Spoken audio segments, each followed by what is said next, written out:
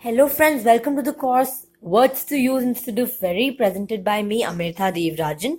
I'm a student of English Literature from Delhi University. You can follow me on Unacademy at this given URL, and don't forget to rate, review, recommend and share this course. Please do that and provide me with your valuable responses.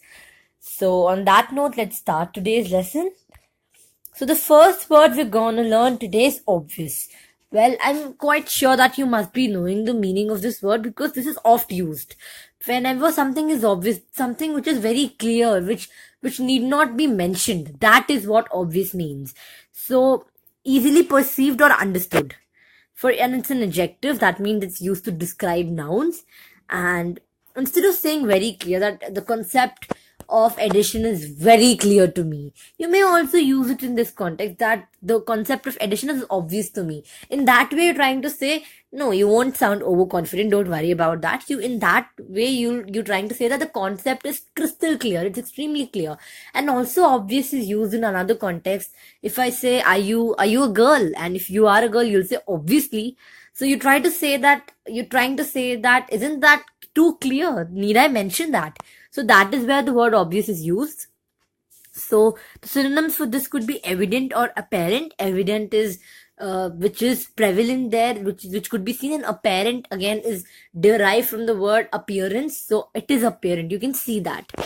Now look at this example. 1 plus 1 is 2. That is obvious, right? We need not always say 1 plus 1, 2. If you have to mention the number 2, you'll say 2 directly. You won't always say 1 plus 1 is equal to 2. So 1 plus 1 is 2 is quite obvious, I guess. So that is how this word is used. Let's look at the examples. The solution to this problem is quite obvious. So the solution to this problem is it's very clear. It's obviously one of the most important course here. Your indifference is quite obvious. That you are indifferent, the fact that you're indifferent is obvious. It's very clear. One need not mention it. Moving on, the next word is very competitive. Well, the word cutthroat stands at another level if you compare the word very competitive. Competitive basically means when you're trying to compete with others. Competition can be healthy. If you want to score more marks from your friends, if you want to score more marks, then you may call it competition, healthy competition, if you're studying together and you're trying to beat each other in terms of marks. But it gets unhealthy, and that is when the word cutthroat comes. It's not a hard and fast rule that cutthroat is always used in a negative context, but it can also be used in a positive context. So, the meaning is intense or involving the use of ruthless measures to compete. So when I say the competition is cutthroat, then I mean that there's some fierce competition in for you. It's an adjective, that means it's used to describe nouns. The synonyms is unfeeling, ruthless, pitiless, of competitive situation or activity. Now let's look at this picture. There's one job and so many, 1, 2, 3, 4, 5, 6, 7, 8 people are competing for the same job.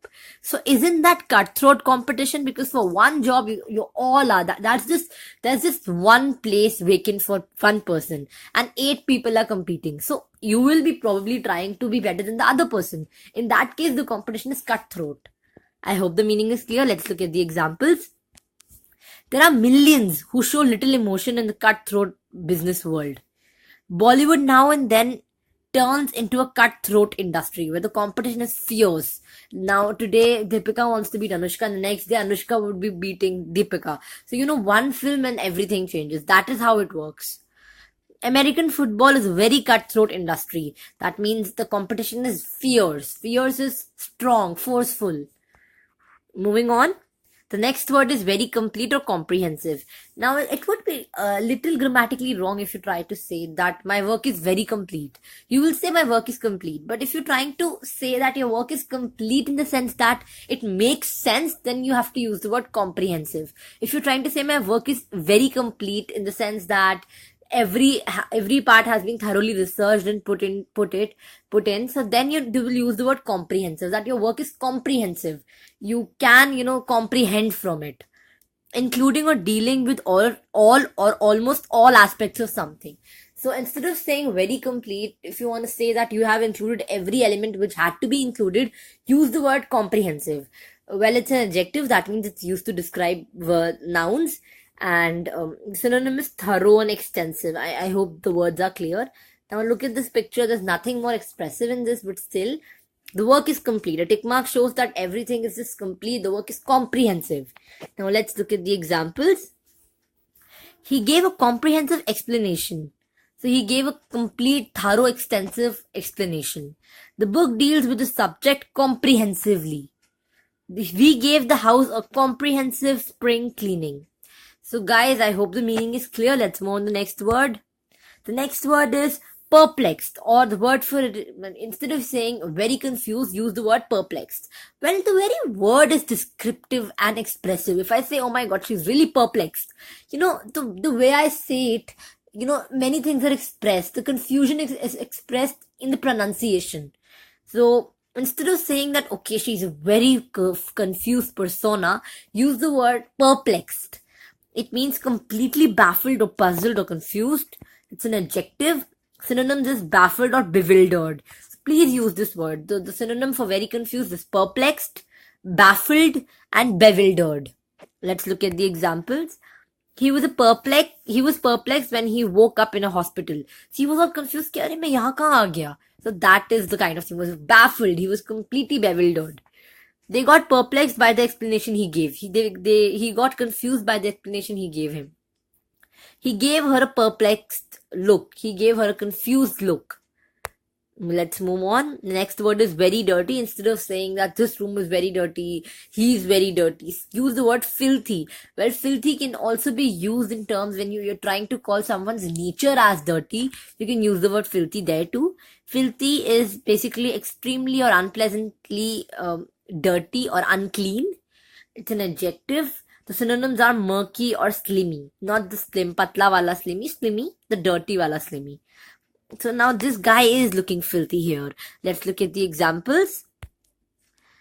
Wash your hands. They're filthy. That means that they are dirty, really very, very dirty. The tablecloth looks filthy. He came back home in filthy clothes. So I hope the meaning is clear. When something is very dirty, that's called filthy. And now let's just do a quick recap before we sign off. So the first word we learned was very clear, and the word for that is obvious. The second word we learned was very competitive, and the word for that is cutthroat. The third word we learned was very confused, and the word for that is perplexed, baffled, or you may also say bewildered. The fourth word we learned was very complete, and the word for that is comprehensive. And the last word we learned was very dirty, and the word for that is filthy. So guys, the session ends here. You can also use the word murky or slimy instead of very dirty. So as I was just saying, the session ends here. I hope the words are crystal clear to you. Please get back to me in case of queries, and please don't forget to drop in your feedback. It really motivates me to work harder and faster. So please do that and provide me with your valuable feedback and your precious feedback. So you see, I'm using the same synonyms which I taught you. So please do that for me. Thank you. Have a nice day.